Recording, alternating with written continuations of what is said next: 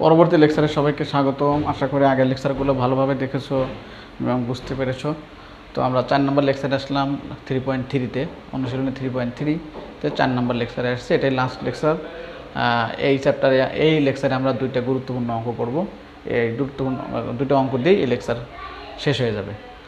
একটা অঙ্ক দেখো, এ বি সি ডি বিন্দু চারটির স্থানাঙ্ক যথাক্রমে 4টা বিন্দুর স্থানাঙ্ক দেওয়া আছে। তার মানে এ বিন্দুর স্থানাঙ্ক এটা, বি এটা, সি এটা, ডি এটা। সিডিকে এবি রেখা যে অনুপাতে বিভক্ত করে তা নির্ণয় করতে হবে। অঙ্কটা তুলনামূলক একটু কঠিন, কিন্তু আমি কঠিন বলছি বলে এটা করা যাবে না বা এটা মনে হয় বোঝা কঠিন হবে এরকম কিন্তু নয়। একটু মনোযোগ সহকারে দেখলে ইনশাল্লাহ বুঝতে পারবো। মাথায় রাখতে হবে যেটা কঠিন মনে হবে তোমাদের কাছে সেটা হলো সবচেয়ে বেশি ইম্পর্টেন্ট অঙ্ক। তো প্রথমে আমরা এই 4টা বিন্দুকে স্থাপন করি বা বিন্দুগুলো দেখি যে কেমন। এটা দেখো, এটা আমরা এক্স ওয়াই অক্ষরেখা আঁকছি। খেয়াল করো, এক্স এবং ওয়াই অক্ষরেখা একে আমরা বিন্দুগুলো স্থাপন করব। 0, -1 ধরলাম, 0 এখানে, -1 হলো এই জায়গায়। এটা হচ্ছে এ বিন্দু, এটা তো এ।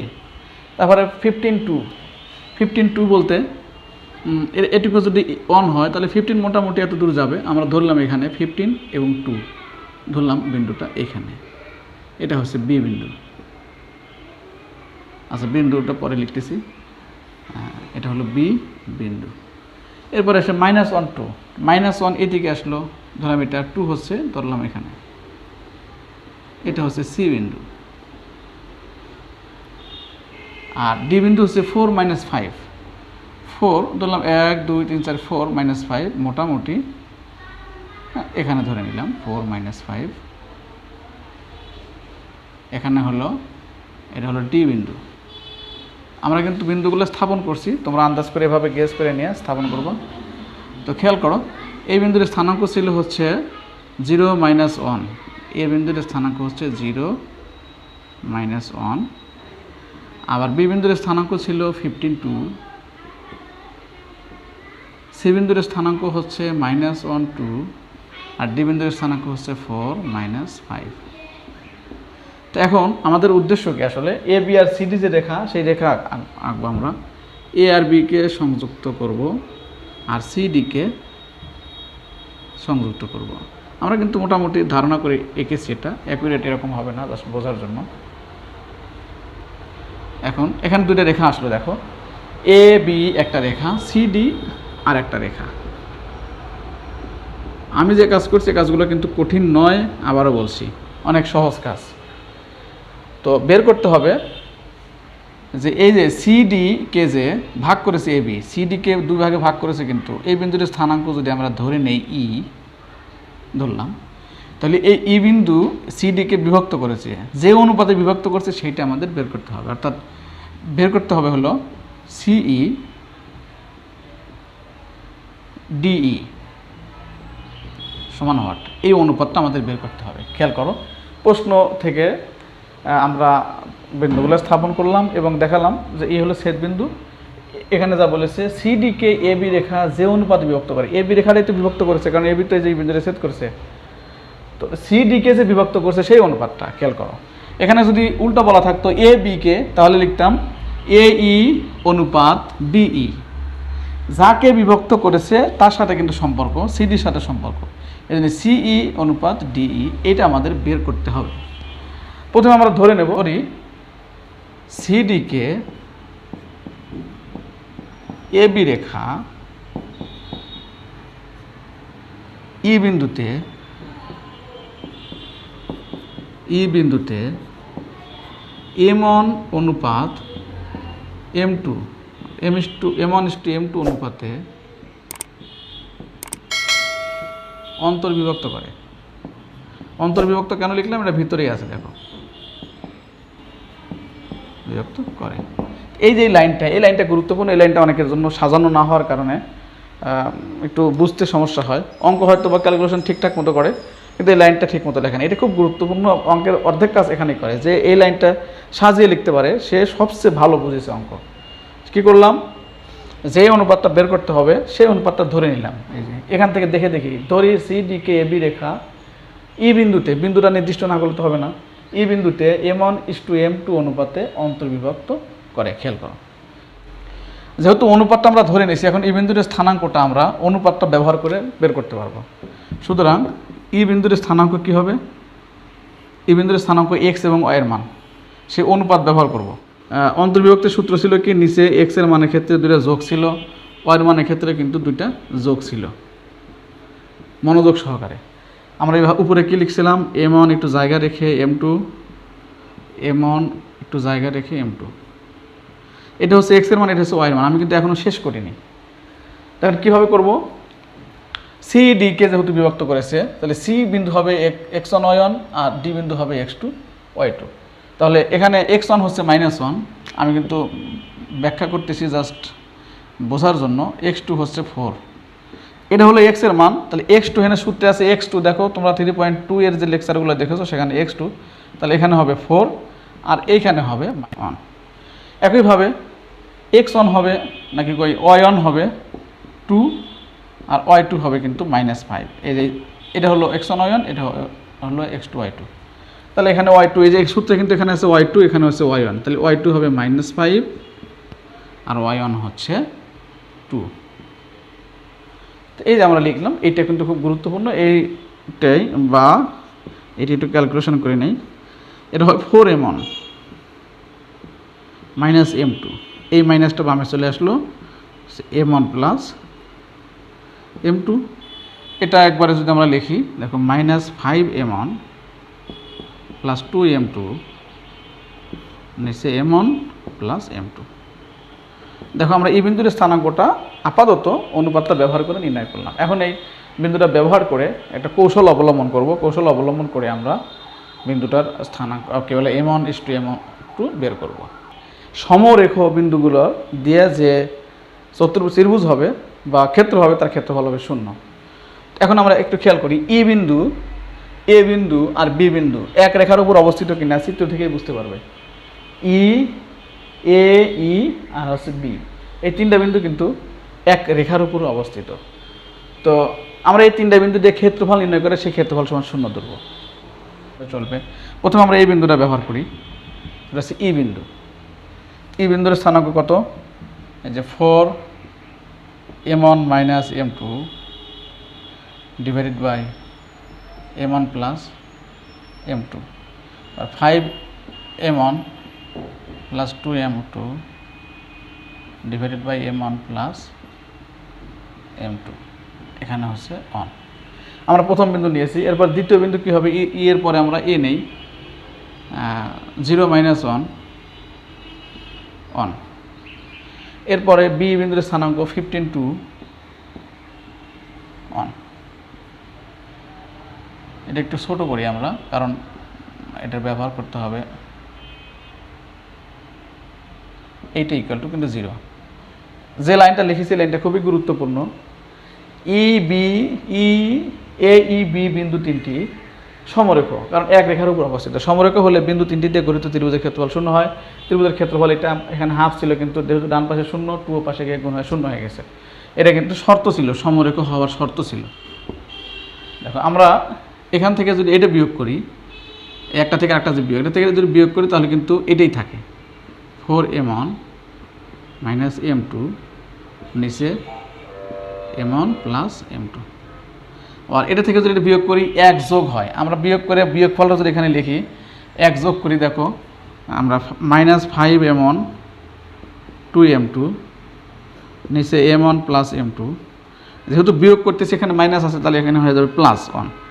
এখন এটা যদি আমরা লসাগু করি, উপরে কিন্তু হবে এরকম m1 প্লাস m2, যেহেতু এখানে 1 আছে লসাগু করলে। এখন যোগ বিয়োগ করে আমরা একবারে লিখে দিই, দেখো -5m1 আর প্লাস m1 -4m1, তাহলে -4m1 আর 2m2 m2 3m2। এটা থেকে এটা বিয়োগ করলাম, এটা থেকে এটা বিয়োগ করলে তো 0 হয়। এটাই ছিল আমাদের উদ্দেশ্য। আর নিচে কিন্তু m1 প্লাস m2। কী কাজ করেছি? জাস্ট এই রো থেকে এই রো বিয়োগ করে আমরা লিখেছি। এরপর একটা কাজ করি, আমরা এটা থেকে এটা বিয়োগ করে লিখি। এটা থেকে যদি বিয়োগ করি তো -15 হয়। এটা থেকে এটা বিয়োগ করলে -3 হয়, এখানে 0 হয়। আর বাকিটা আমরা রেখে দিই 15 to 1 ইকুয়াল টু 0। তো এই যে আমরা কাজটা করলাম, এই কাজটা ডান পাশে লিখে রাখি। এই যে কাজগুলো কিন্তু গুরুত্বপূর্ণ এই অঙ্কটার জন্য। r1 equal to r1 prime equal to r1 minus r2, r2 prime equal to r2 minus r3। এটা লেখা, এটা ক্যালকুলেশন করা, এটাই গুরুত্বপূর্ণ। এগুলোও খুব সহজ আছে। m1 প্লাস m2 কমন নেওয়া যায়, খেয়াল করো। কমন নিলে যা থাকে আমরা তাই লিখি। এখান থেকেও কমন নেওয়া যায়, একবারে -3 কমন নেওয়া যায়। আমরা উপরে রেখে দিই, দেখি -3 যদি কমন নেই তাহলে এখানে হয় 5, এখানে হয় 1। তারপরে বাকিটা লিখি, দেখো। তাহলে 4m1 minus m2 minus 4m1 3m2। এখানে যদি -3 চলে যায় শুধু থাকে 5, এখানে থাকে হলো 1, এটা 0 0, এটা 15 to 1। বাকি অংশ আমরা বাম পাশে লিখছি, একটু জায়গা ফাঁকা করেছি, দেখো মুছে। তো বা -3/m1 ডিভাইডেড m2। এখন এই যে এই 1 এর জন্য, 0 এর জন্য 0, 0 এর জন্য 0, এই 1 এর জন্য যে অংশটা থাকে সেই অংশ নির্ণায়কের নিয়ম অনুসারে 4m1 minus m2 5 minus 4m1 plus 3m2 নিচে 1। এখন আর গুণ করবো আমরা, এটা সমান কিন্তু 0 ছিল। তো এটা গুণ করলে 4m1 মাইনাস m2 মাইনাস এই দুটো গুণ করি, তো 5 minus 4m1 plus 3m2 equal to 0। এটা গুণ করলে এটাই হয় 5, যেটাকে গুণ করলাম 4m1 মাইনাস m2, এটা গুণ করলে মাইনাস মাইনাসে plus 20m1, 4 5 20 m1 minus 3 5 15 m2 equal to 0। যোগ বিয়োগ করলে 24m1 minus 16m2 equal to 0। দেখি 24m1 ইকুয়াল টু 16m2, এখানে লিখে দিচ্ছি ছোটো ছোটো করে। তাহলে m1 এই পাশে রাখলাম, m2 ওই পাশ থেকে নিয়ে এই পাশে ভাগ করলাম, 16/24। এটা যদি কাটাকাটি করি 2 নিচে হয় 3, সুতরাং m1 অনুপাত m2 ইকুয়াল টু 2:3। এটাই হলো অ্যান্সার। আসলে আমাদের যে অনুপাত বের করতে বলা হয়েছিল সেই অনুপাতের মান পেয়েছি এখন 2:3। এই 10-এর অনুকরণে তোমরা একটা বাসায় কাজ করবে, সেটা হচ্ছে 10-এর 2 নম্বর অঙ্ক HW। তো 10-এর 2 যদি নিজের থেকে করো, আগে 10-এর 1 নাম্বারটা খুব ভালো করে বুঝে করবা। আর একটা কথা বলে দিচ্ছি, উদাহরণ 5 সম্ভবত, উদাহরণ 5 অঙ্কটাও দেখবা, একেবারে সেম অঙ্ক আমরা যে সলভ করে দিলাম। উদাহরণ 5 একটা অঙ্ক মনে করো, আর একটা সলভ করলাম, 2টা অঙ্ক ফলো করে তোমরা 10-এর 2 নম্বর অঙ্ক নিজে সলভ করার চেষ্টা করবা, নিজের ক্রিয়েটিভিটি যাচাই করবা, এটা ভালো হবে। 11 নম্বর অঙ্ক, 2টি অক্ষরেখা পরস্পর লম্বভাবে ও বিন্দুতে ছেদ করে। তো আমরা তো জানি 2টা অক্ষরেখা পরস্পর ও বিন্দুতে ছেদ করে, এটা নতুন করে বলার কিছু নাই। তারপর এখানে অঙ্কটার ক্ষেত্রে বলা প্রয়োজন, তাই বলেছে এ ও বি এর ধনাত্মক স্থানাঙ্ক যথাক্রমে x1 y1 x2 y2। খেয়াল করো, এ বিন্দুর স্থানাঙ্ক হচ্ছে x1 y1, বি বিন্দুর স্থানাঙ্ক হচ্ছে x2 y2। কিন্তু এখানে ধনাত্মক কথাটা বলার কারণ কি? আসলে আমরা যখন এটা 8 করব তখন x1 y1 এর মান যেহেতু নির্দিষ্ট না, এটা চলক দেওয়া আছে চলকের মতো করে, তাহলে এটা ধনাত্মক হবে ঋণাত্মক আমরা জানি না, যে কারণে বলে দিচ্ছে ধনাত্মকের স্থানাঙ্ক, মানে এগুলো সব ধনাত্মক হবে, এই বিন্দুগুলো সব প্রথম চতুর্ভাগে অবস্থিত হবে। এই মেসেজটা দেওয়ার জন্য এই কথাটা বলা হয়েছে। মূল নিয়মে প্রমাণ করো যে ত্রিভুজটির ক্ষেত্রফল এত। মাথায় রাখতে হবে চিত্র 8 করতে হবে, চিত্র 8 করে জ্যামিতিক পদ্ধতিতে, মূল নিয়মের আর একটা নাম বলতে পারো জ্যামিতিক পদ্ধতিতে, চিত্র দিয়ে সেই চিত্রের বিভিন্ন ক্ষেত্রফল ব্যবহার করে করে আমাদের দেখাতে হবে এই ত্রিভুজটির ক্ষেত্রফল এত বর্গ একক। তো কঠিন নয়, খুবই সহজ। তো তার আগে একটা আলোচনা করতে হবে আমার সলিউশন শুরু করার আগেই, সেটা হলো ট্রাপিজিয়াম। ট্রাপিজিয়ামের ব্যাপারে তোমাদের ধারণা কেমন সেটা দরকার। ট্রাপিজিয়াম কাকে বলে জানতে হবে, আর ট্রাপিজিয়ামের ক্ষেত্রফল নির্ণয়ের সূত্র সেটা জানতে হবে। ট্রাপিজিয়াম হলো একটা চতুর্ভুজ সেই চতুর্ভুজের বিপরীত দুইটা বাহু সমান্তরাল, অন্য দুইটা কিন্তু সমান্তরাল হবে না। অন্য দুইটা যদি সমান্তরাল হয়ে যায় তাহলে কিন্তু সামান্তরিক হয়ে যাবে। তো দুইটা বাহু সমান্তরাল ধরলাম, এটা একটা চতুর্ভুজ, দেখো এটা সমান্তরাল এ বি সিডি। এই যে চতুর্ভুজ, এই চতুর্ভুজের ক্ষেত্রে এ বি আর সিডি বাহু সমান্তরাল, বিপরীত দুইটা বাহু সমান্তরাল হবে, এটা শর্ত। তাহলে এটা ট্রাপিজিয়াম। ট্রাপিজিয়ামের সংজ্ঞা আমরা জানলাম যে বিপরীত, যে চতুর্ভুজের বিপরীত দুইটা বিপরীত বাহু সমান্তরাল, আর একটা বিপরীত বাহু আছে তারা সমান্তরাল নয়, এটা হলো ট্রাপিজিয়াম। আর ক্ষেত্রফল কি আসলে?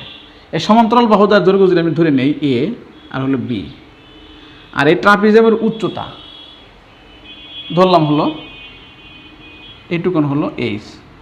তাহলে এই ট্রাপিজিয়ামের ক্ষেত্রফল নির্ণয়ের সূত্র হলো হাফ ইন্টু সমান্তরাল বাহুদ্বয়ের যোগফল, দৈর্ঘ্যের যোগফল, তাহলে এ প্লাস বি ইন্টু উচ্চতা। এটা হচ্ছে ট্রাপিজিয়ামের ক্ষেত্রফল নির্ণয়ের সূত্র।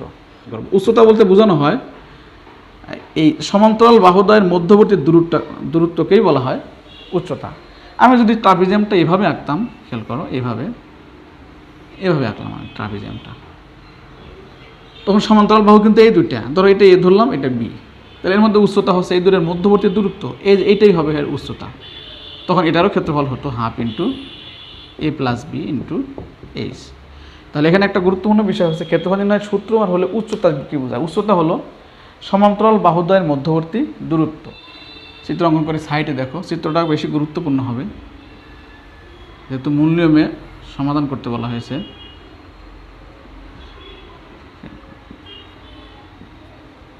এখানে ও বিন্দু, এটা এক্স, এটা এক্স প্রাইম, এটা ওয়াই, এটা ওয়াই প্রাইম। তো মূল বিন্দুর কথা তো আছে, মূল বিন্দু এখানে ধরলাম, এটা সেট করে ওরা, তাই বলছে এ এবং বি ধনাত্মকের স্থানাঙ্ক প্রথম চতুর্ভাগে হবে। ধরলাম এ বিন্দু হলো এখানে আছে এ এক্স ওয়ান, খেয়াল করে এ এক্স ওয়ান ওয়াই ওয়ান, আর বি ধরলাম এখানে বি হচ্ছে এক্স টু ওয়াই টু। ইচ্ছাকৃতভাবে যেভাবে ধরে কোনো সমস্যা নাই, ধরে নিলাম। আচ্ছা, এখন এই যে ও এ বি কিন্তু একটা ত্রিভুজ হবে, এই যে ও এ বি, এই ত্রিভুজের ক্ষেত্রফল আমাদেরকে বের করতে হবে মূল নিয়মে। আমরা এ থেকে ও এক্সের উপরে লম্ব আঁকি, এই লম্ব আঁকলাম, ধরো এটা ধরলাম হলো এ এম, আর আচ্ছা এটা বি এম, এ এম। তাহলে এম যদি লম্ব আঁকি স্পষ্ট কিন্তু আমরা বুঝতে পারি ও এম সমান হবে এক্স ওয়ান, কারণ এই যে এটা বিন্দুর স্থানাঙ্ক হচ্ছে এক্স ওয়ান ওয়াই ওয়ান, এটুকু হবে এক্স ওয়ান, এইটুকু হবে ওয়াই ওয়ান, এম হবে ওয়াই ওয়ান। তাহলে এটা হচ্ছে ওয়াই ওয়ান, আর এখান থেকে শুরু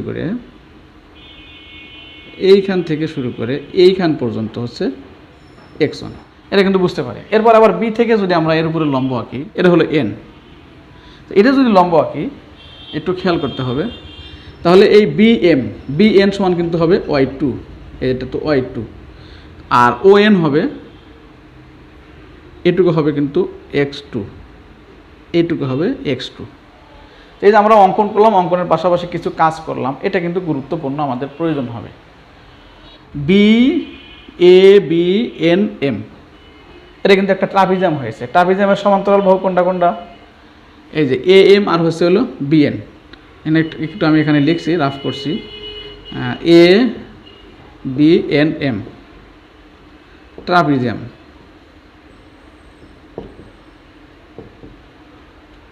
সমান্তরাল বাহু হচ্ছে মধ্যবর্তী দূরত্ব এম এন। এখন এম এনটা আমাদের বের করতে হবে এখান থেকে। তো পুরোটার দৈর্ঘ্য ও এম সমান হলো এক্স ওয়ান, আর এটুকু হচ্ছে এক্স টু, তাহলে এম এন হবে এক্স ওয়ান, এখান পর্যন্ত হবে X one minus X two. দেখো খেয়াল করে বুঝতে পারবে না, আমি যে কাজগুলো করছি আমি কিন্তু এখানে লিখে বোঝানোর চেষ্টা করছি। আরেকবার লিখে দিচ্ছি, না লিখলেও চলবে। আবার বি এন সমান কিন্তু ওয়াই টু, ও এন সমান কিন্তু হচ্ছে এক্স টু, এম এন সমান, এম এনটা আমার প্রয়োজন হবে তাই লিখলাম, এম এন হবে কি O M minus O N সমান X one minus X two. এখন আসি সেই এখানে সংক্ষিপ্ত বর্ণনা দিয়েছি, এখানে চিত্র সুন্দর করে আঁকার কারণে সংক্ষিপ্ত বর্ণনা দিয়ে দিলাম। এ থেকে ও এক্সের উপরে লম্ব আঁকছি সে কথা এখানে বলে দিলে ভালো হয়। আমি সংক্ষেপে লিখি। ত্রিভুজ, এখন ত্রিভুজ ও এ বি এর ক্ষেত্রফল সমান, আমাদের যে উদ্দেশ্য সেটা লিখলাম, সেটা সমান পুরোটা লিখে আগে, ও এম এ বি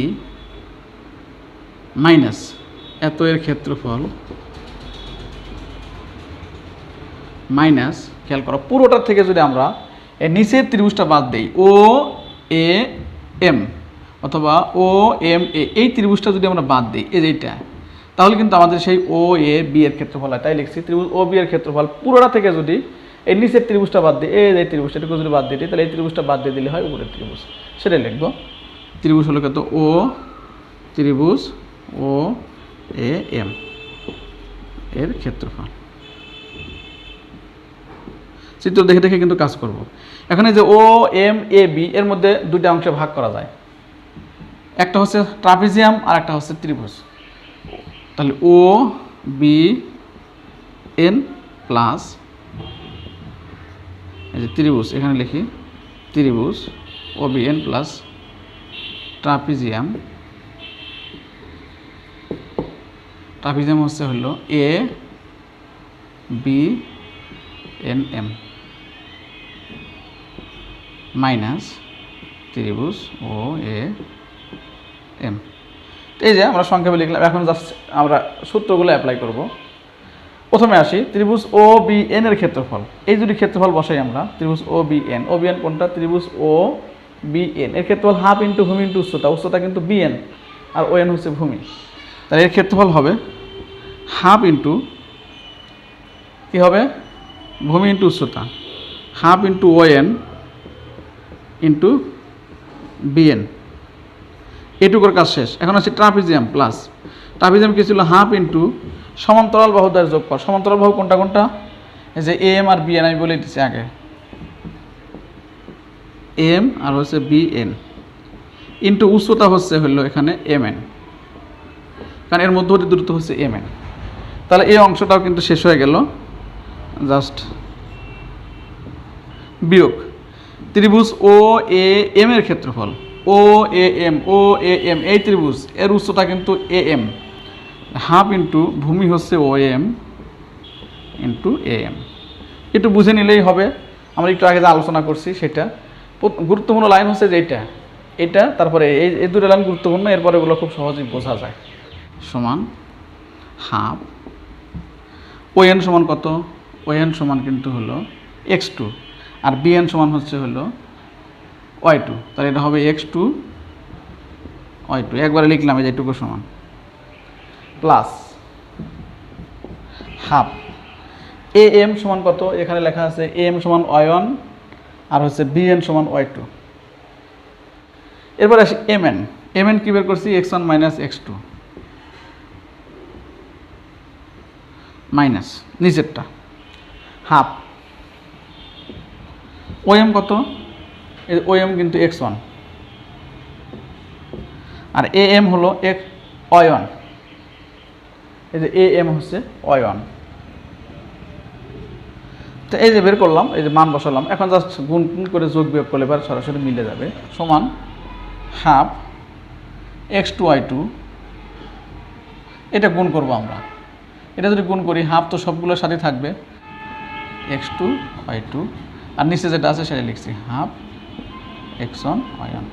দেখো যে এক্স টু ওয়াই টু কাটা, এক্স ওয়ান ওয়াই ওয়ান কাটা, বাকি যে অংশ থাকে সেই অংশ থেকে যদি আমরা হাফ একবার কমন নেই, দেখো X one Y two minus X two Y one বর্গ একক। এটাই কিন্তু প্রমাণ করতে বলছে, যে প্রমাণের মধ্যে এটাই আছে, তাই লিখবো প্রমাণিত, এখানে লিখবো যে প্রমাণিত।